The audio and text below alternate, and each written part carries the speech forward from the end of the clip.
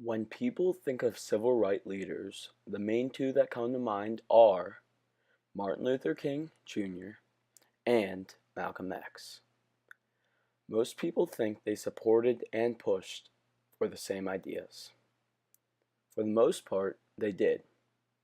However, they did it in two completely different ways.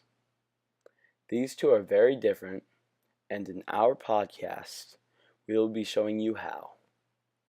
First, I'll be telling you a little background on Malcolm's life. Malcolm X was an African American man who was a nationalist and a religious leader.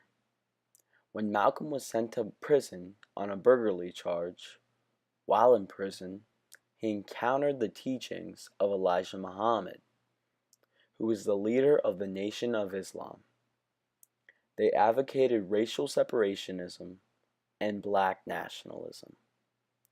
Malcolm felt connected to this and joined the religion.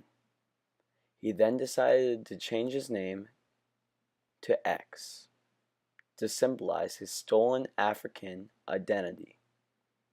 After prison, he moved to New York, where he became a movement leader and was admired by the community. Malcolm believed in self-defense and liberation of African Americans in any means necessary. He then developed a more outspoken philosophy than Elijah Muhammad. Malcolm believed Elijah didn't support the civil rights movement. Elijah then suspended Malcolm from the Nation of Islam. Now for Martin Luther King Jr.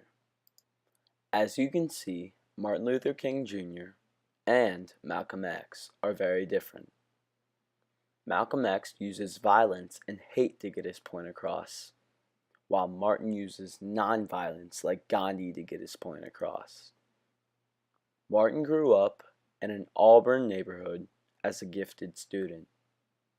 He started out his life by going to a segregated school and then went to Morehouse College to study law and medicine. Years had passed and he joined the Southern Christian Leadership Conference.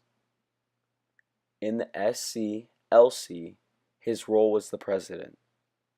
He would travel across the world giving lectures and promoting nonviolent protest. Once he was done traveling the world, he moved to Atlanta to be a co-pastor with his father. Later on, he was arrested for his involvement in the protest.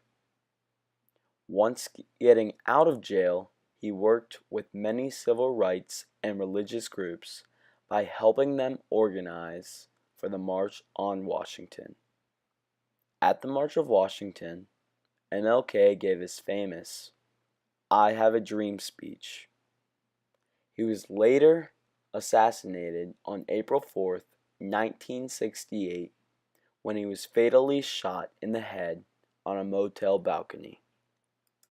By hearing both of these civil rights leaders' backgrounds, you can see the difference between the two.